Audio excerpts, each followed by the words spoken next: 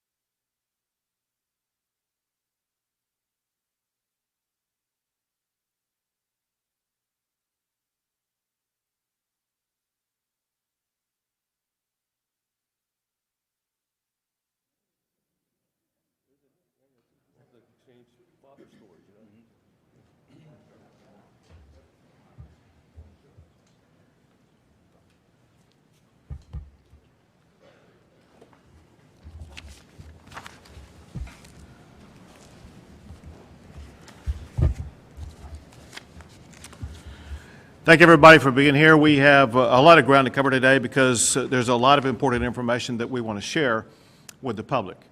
The first thing I can tell you is we are dealing with one of the most significant icing events that we've had in the state of Texas in at least several decades. And as we will discuss over the course of our presentations today, there are some consequences that result from this being such a significant icing event.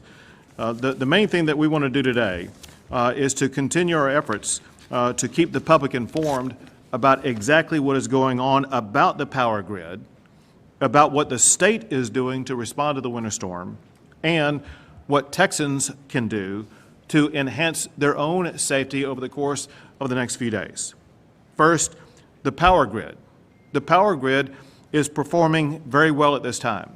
I'm going to be making reference to this graph and this graph at this time. This graph right here shows expected power demand for about the next 24 hours for the remainder of today and early tomorrow. It shows that the power generation capacity that is expected and a breakdown of the source of that power, whether it be wind, solar, or thermal. It shows that there is plenty of power available at this time, as well as plenty of power expected over the remainder of today and early tomorrow. At the expected peak demand, not just tomorrow, but in this entire winter storm event, at the expected peak demand, there should be about 10,000 megawatts of extra power capacity. To put that in context, that is about enough extra power to supply about 2 million homes. The second graph, this one over here, that shows the current demand for power in Texas at this time. That would be the bottom line, which is kind of the teal or green colored line. It also shows the current available capacity of power from the grid at this time, and that's the top line. It shows that there is about a 20,000 megawatts of extra power over current demand. Now, very importantly, even though at this time we have an extraordinary amount of extra supply of power, at this time, there are about 70,000 customers in Texas without power. So how can that be that there are people in the state of Texas without power if the grid is fully functioning and has ample power supply?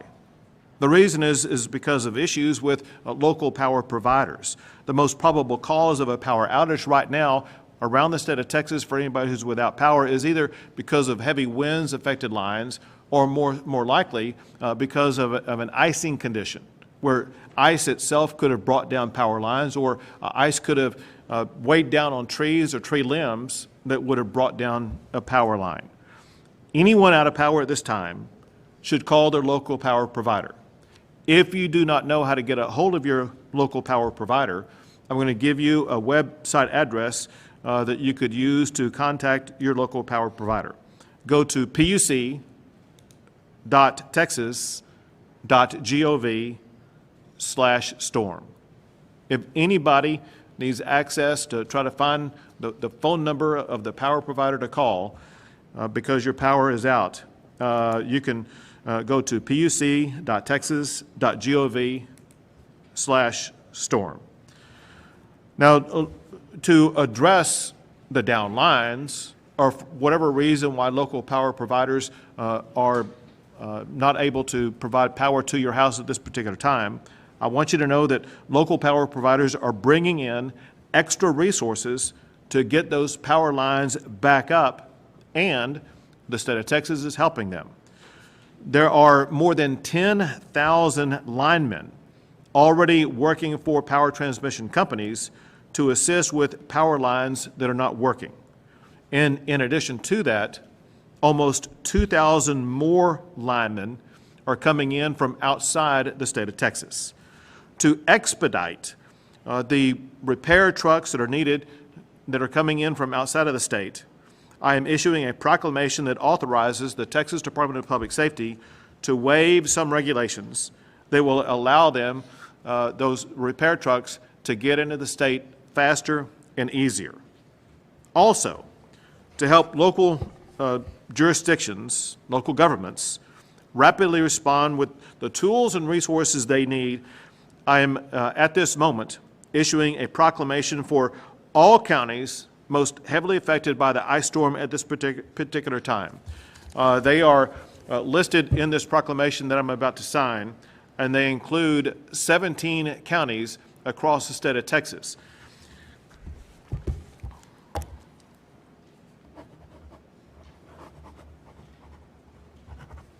So this proclamation is now in effect for those 17 counties, but we know that over the course of the remainder of the winter storm, there may be additional counties that will need to be added because of conditions on the grounds in those counties, in which case we will be supplementing this proclamation to include those additional counties.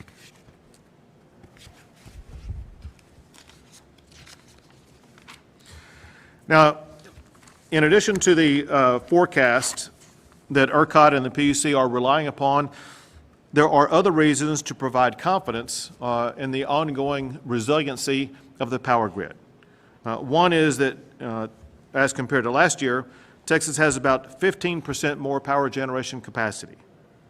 There is also more reserve power available than last year. Unlike last year, winterization has been required for power generators, and there's been about 99% of those power generators passed inspection. Last year, some generators were not available because of maintenance operations during the course of the winter storm. This year, more generators are online because they were required to do maintenance either before or after a winter season. Also, more natural gas facilities are designated as critical infrastructure to ensure operation during a winter storm. Last year, less than 100 facilities were designated as critical infrastructure. As of now, more than 2,900 of those facilities are designated as critical infrastructure. Also, unlike last year, some generators that use natural gas also have alternative fuels to generate power in the event they are not receiving the natural gas that they were expecting or needed. Also, if weather limits the flow of natural gas, we have several days of natural gas in storage that can be used. Additionally, the grid is projected to have a surplus of more than 10,000 megawatts for peak power demand tomorrow morning, on Friday morning, which we expect to be the peak of demand for the winter storm. In short, to repeat what the chairman of the PUC has said, the Texas electric grid is the most reliable and resilient that it's ever been. Now, there are more than 24 state agencies that are working 24/7 to help respond to the winter storm. And all of the agencies that are seated at the table will be making presentations about what they are doing. I'm going to cover those, some of those that are not at the table right now. One is the Texas Military Department, which includes the Texas National Guard. They currently have deployed at least 127 personnel and 52 vehicles and will add more as needed. They have 5 winter weather mission-ready packages staged in Abilene, Wichita Falls, Lubbock, Brownwood. That one's going to be moving, I think, to Wiley, as well as in Round Rock. Winter weather packages are comprised of 18 personnel, Humvees, wreckers, and ambulances. TMD also has assigned a military district coordinator to Garland to coordinate Texas military resources in the North Texas region. The Texas Military Department has a battalion of mission command staged in Lubbock, and they have additional resources that can be deployed as needed. As one example, they have been involved in assisting motorists on Interstate 20, mile marker 220, which is near the Abilene area. The Texas A&M Forest Service is currently supporting TxDOT, as well as the Texas Division of Emergency Management, with winter weather response with personnel and equipment assigned to San Angelo, Abilene, Amarillo, Brownwood, and Sherman. Texas Parks and Wildlife, they are prepared to support with 4x4 vehicles as well as personnel statewide. 2 things about what they're involved in doing in more detail. They have assisted the Texas Department of Public Safety and the Texas Department of Transportation with motorists in the Wichita Falls area. Additionally, they will be announcing later on today that some state parks will be closed for a short period of time as we work our way through the winter storm, but that will be an announcement coming from the Texas Parks and Wildlife later on today.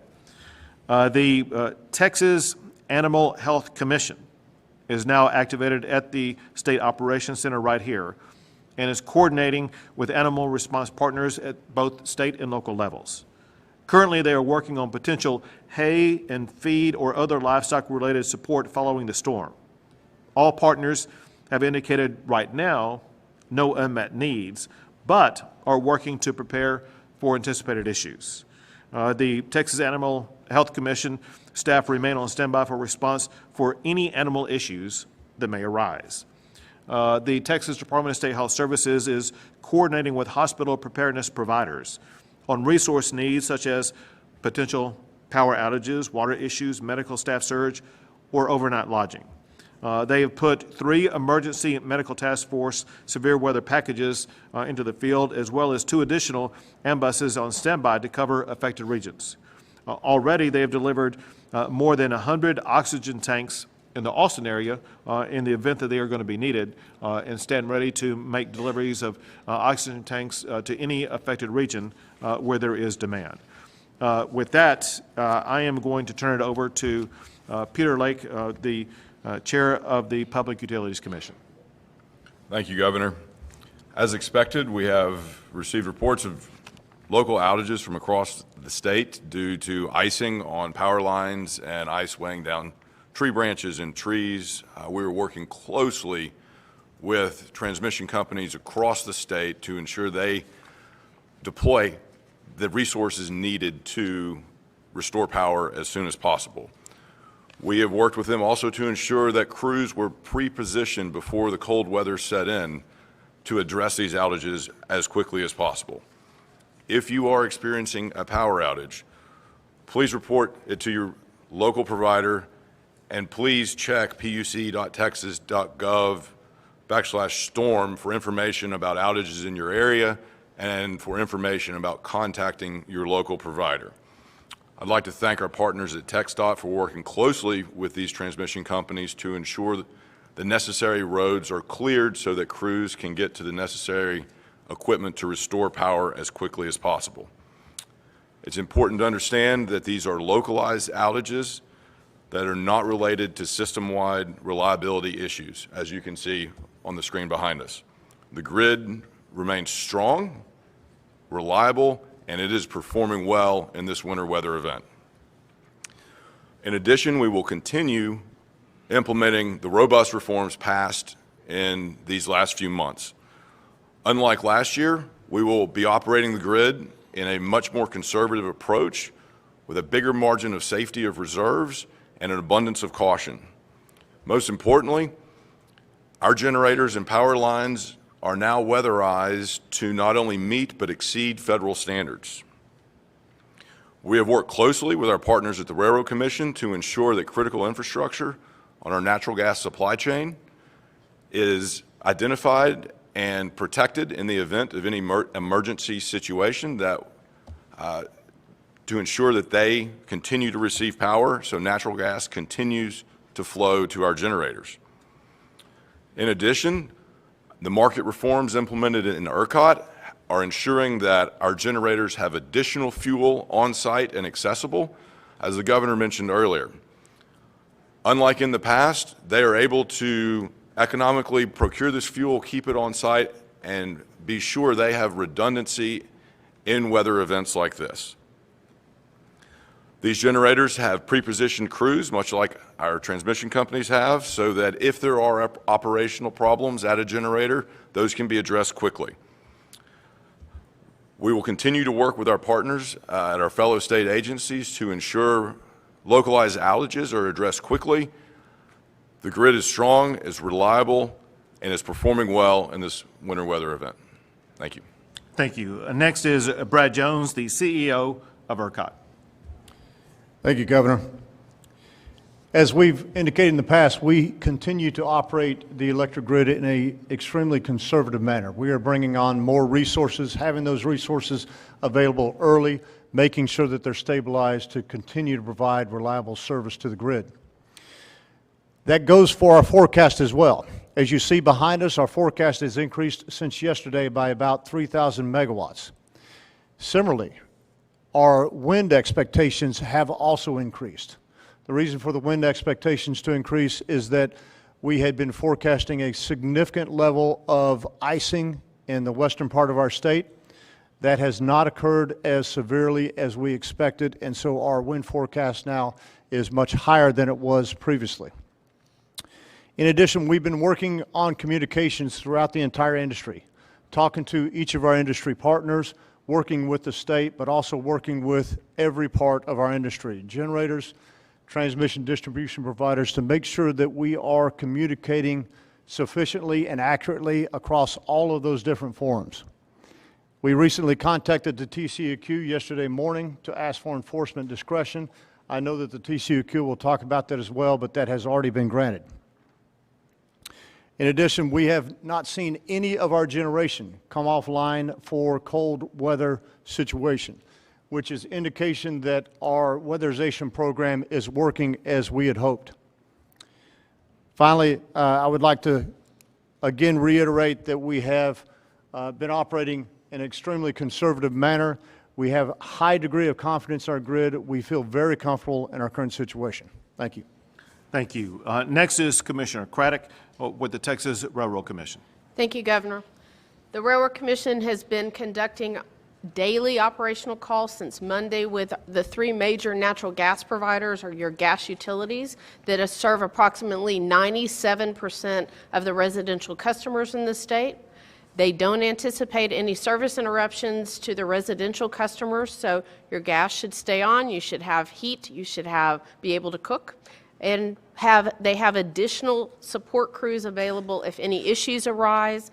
If you have an issue, please call your local provider if you have any outages. Since last fall, the Railroad Commission has conducted over 4,000 weatherization site visits, including 100% of our intrastate underground storage has been inspected. Prior to this event, the natural gas pipelines packed their pipelines and underground storage at near capacity. Operators have transitioned to 24-hour operations and suspended all scheduled maintenance. This morning, we confirmed at our operator briefing with approximately 100 operators, including production and pipelines, that operations are continuing as usual and they are prepared for the current weather conditions. Fluctuations in production are in the normal range. We want to thank TxDOT and the local counties to make sure our roads are continuing to be open and get cleared. We do have some challenges with roadways that are isolated and regional. Mostly the Permian Basin operators, though, are reporting that they are not having problems getting people to sites. Again, we have line pack and storage are in good condition, and the gas is flowing. Thank you very much. Next is Toby Becker, the Executive Director for the Texas Commission on Environmental Quality. Thank you, Governor. I'll start by just piggybacking off of what Brad said, that yes, we did grant enforcement discretion as of 6 p.m. Last night, but what I'd like to talk about today is water systems. We are monitoring water systems across the state closely. At this point, we have no significant reported issues, and we've not received any notifications of boil water notices related to Winter Storm Landon at this point. However, it's cold outside and water lines freeze when it gets cold outside, so we do expect that we have some frozen pipes across the state. Frozen pipes can lead to line breakage, which can lead to a loss of pressure, which ultimately could lead to a boil water notice, and that's the main reason why we see boil water notices. So there are three things I'd like to ask Texans to do to prepare for this. Is number one, I'm encouraging you to closely follow your water provider. They're going to let you know what the status of your system is and whether you're under a boil water notice. Two, if you see a pipe break in the street that's not in your yard or in your house, report it to your provider immediately. It will help them, and it'll help your utility get out there quickly to fix that and keep the pressure up in the system. The next would be if you have a pipe break in your wall or in your yard, so on your side of the meter, go and turn the water off at the street so you don't bleed the pressure out of the utility system. And then finally, we have a link on our website with a video on how to turn your water off. Our website is www.tceq.texas.gov. If you go there to the Winter Storm Landon page, there's a video that'll show you the different ways to turn the water off if you have a line break in your house, and that will help your local utility keep the pressure up. Thank you, Governor. Thank you. Next is Mark Williams, the Executive Director for the Texas Department of Transportation. Thank you, Governor. TxDOT personnel continue to be active statewide with 24-hour operations underway. Our pretreatment efforts have now transitioned into clearing and de-icing work that is going on. Heavy rains impacted the effectiveness of pretreatment in many areas, and heavy icing, as the Governor noted, continues to make the roads very dangerous. We have approximately 2,500 road segments along and generally west of I-35 that are covered with ice and/or snow, and driving conditions remain and continue to be dangerous. We do, in particular, want to point out bridges and overpasses as being locations that motorists need to be aware of as they're approaching. Governor Abbott also noted the assistance that TxDOT has had from a number of the state agencies that are represented here. This has been a team effort, and we do very much appreciate the help and the support that we get and that motorists receive from those agencies along with our personnel.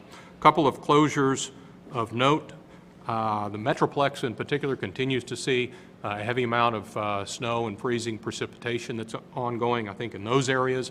And in some of our other urban areas, our ramps and overpasses in some locations are closed. We've also closed the managed lane system in the Dallas-Fort Worth area in order to help conserve resources and allow our teams to concentrate on the main lanes in those areas. A few other trouble spots of note to just be aware of.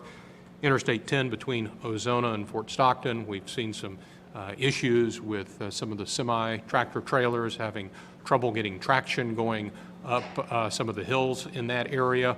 And it was also noted Interstate 20 between Abilene and Fort Worth overnight. There were some challenges there, and we still are seeing some potential problem areas that we're responding to and treating. Primary message, too, that we want to get out for motorists: you don't have to be on the roads. Don't get out there and drive. We also want to encourage motorists, along with the media, to refer to our website, drivetexas.org, That's the location where as soon as we have road information and updated road information, we put it on that site so you all can have the best information available. Thank you, Governor. Thank you very much. Next is the Director of the Texas Department of Public Safety, Colonel C. McCraw. Thank you, Governor. Texas troopers continue to respond to crashes and stranded motorists across the state, certainly with our local partners in TxDOT, Texas Military Department, game wardens, to be able to address those things. Clearly, the most significant factor, I think the Chief can agree with that, is driving too fast for the prevailing conditions. The icy roads, there's no downside, there's no minimum speed enforcement when it comes to icy roads, and there's no reason to be pressured to go any faster than you feel safe when you're on the roadways. And one advisement, based upon some of the things we've observed, is if you're following a TxDOT truck over an overpass, don't try to pass it, okay? Let it de-ice the bridge and the overpasses, okay? Allow them to occur. I know that's a problem in some of the areas, especially in some of the construction areas that we've seen. I would, at the end, also I'd like to remind people, if you are stranded, there is a telephone number you can call. And many people have taken advantage of it over the last 24 hours, Governor. It's 1-800-525-5555, and it's on the back of your driver's license. So please use that. If there's an injury accident, 911. But if you're stranded, please use that number, and someone will be there to help you. Thank you very much. Very good. Next is Chief Nim Kidd, Head of the Texas Division of Emergency Management. Thank you, Governor, and I want to continue to thank our local partners that are working all across Texas right now. This morning, we hosted another statewide call with over 1,200 call-in lines from our local partners there. Our mass care teams continue to support local efforts. We have warehouses stocked with food, with water, with MREs, and with blankets. Additionally, over 185 warming centers are open across the state of Texas right now. Big thank you to the local government partners that have opened that up. Another 56 of those warming centers are on standby. And finally, I want to reiterate some of the things that have been set up here and add a little more to it. Our first responders are out there on the streets every day. And right now, they're out there doing everything they can in these dangerous conditions to answer 911 calls. Our hospitals still have our healthcare workers that have traveled there. And so if you do not need to be out traveling right now, do not get out on the streets if you have ice on those road conditions. Finally, we need to remember the people, the pets, the plants, and the pipes. As Director Becker talked about, we will see water pipes and we will see freezing. So do everything you can to limit that damage to your home and keep the system in place. And finally, Governor, the very last thing is, if those first responders that are out there, give them plenty of room to operate. Again, if you don't have to be on the road, do not be on the road. Very good. Listen, before I open it up for questions, I want to take a moment to thank all the men and women in this building, as well as in office buildings across Austin, who are working 24/7 to make sure that the state is doing everything we can to both keep the state safe as well as to address any of the challenges that our fellow Texans are facing. So thank you, everybody here, for working so hard. Wes will take a few questions. Yes, sir. Bryce, KP, go ahead. In terms of the pre-treatment of the roads and trying to get the icing issue, so how much would you say was the effectiveness of the pre-treatment that happened over the last couple of days? Well, it really kind of depends. It's kind of a localized issue depending upon the amount of rain that we've received. I can say that a lot of the pre-treatment efforts were diminished significantly in some areas because of the heavy rain that served to wash off some of that solution that was put down. Nevertheless, I think there's still some areas where we've seen some benefit from those efforts, but the icing as well is really an important point of emphasis to us. That makes the roads very dangerous, even with the pre-treatment that we put on. Fox 7, go ahead. Red, CBS. Governor, you mentioned waiving some rules for the DPS to get the line crews. What kinds of rules are they? Will they compromise that safety? They should not, because the director of DPS is the one in charge of that. I'm going to have him answer specifically what they do, what the waiver does. Yes, sir. It's Part 395 of the Federal Motor Carrier Safety Regulations. It's to support this ICE event. This includes, but it's not limited to, power grids, repairs, and delivery of groceries, fuel, propane. Unlike we did before in the last ice storm or other conditions in that regard. It doesn't compromise safety in the sense of if a vehicle's out of service, they remain out of service. They don't get the back-end service just because of this waiver. Governor doesn't compromise any of the particular safety protocols, but it does allow for some restrictions to be removed so we can get the people into the area that needs to be addressed. One restriction that I think it expands upon, and correct me if I'm wrong, is it removes a limitation on the hours of operation to make sure that they don't drive here from some other state and get close to where they need to be, only to have to stop operating to go the last 50 miles or something like that. We want to make sure they're able to get to the destination they need to get to provide the assistance that's needed. Commissioner Craddick, have you had any reports of failures of gas production facilities in the field, Permian Basin? What have you been alerted to, if anything at all? The fluctuations really are within the normal ranges, and we are talking to operators all over the state to make sure gas continues to flow. Does that mean you were aware of the Oxy US plant in Crane going down, freezing up this morning, and emitting about 1,600 pounds of sulfur dioxide? The emissions, I think, would go to TCEQ, so I don't know if he's aware of the emissions piece. We are aware that there are some operators in the field having some challenges, but they're working through those challenges as we speak. And how much of a concern is that? Again, the gas is flowing, so I don't think that any challenges we see in the field are affecting what's going on across the state. Again, that will be a TCEQ question because I think that that's a report that they give to TCEQ, so they'll continue to follow up with that. Last question, Monica, go ahead. The peak demand was projected to be around 71,000 megawatts on Tuesday. Now, of course, that's risen to 75, and the reserve power supply has dropped. Why the sudden change in the forecast hasn't changed? Just like any forecast in weather, they evolve and become more fine-tuned and more accurate as we get closer to the operating day. ERCOT is simply refining and improving their forecast the closer we get to the operating day. As always, we have a wide range of tools available to provide an additional margin of safety. But at this point, we see a very comfortable amount of excess megawatts and excess capacity. Very good. Thank you all.